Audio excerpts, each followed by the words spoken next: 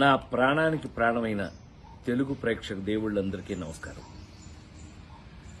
మొన్న Robin Hood pre release ఈవెంట్లో అనుకోకుండా డేవిడ్ వార్నర్ మీద నా నోట్లోంచి ఒక మాట దొర్లింది.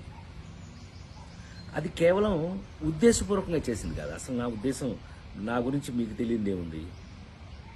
ఆ ఫంక్షన్కి వచ్చే ముందు మేమందరం కలిసి ఉన్నాం. ఎంత అల్లరి చేశాము అని అంటే గనక, నితిన్ని అతన్ని మీరంతా నాకు పిల్లలు లాంటి వాళ్ళు అన్న అంటే గట్టిగా వాటేసుకుని, నేను మెదలకుండా ఉండకుండా, నువ్వు యాక్టింగ్ చేస్తున్నావు కదా, నువ్వు యాక్టింగ్లోకి రా, నీ సంగతి చెప్తానన్నా.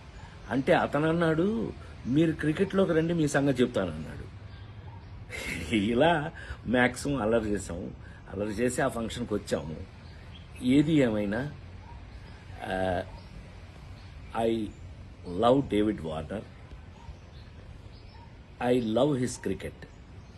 David Warner love our films, love our acting.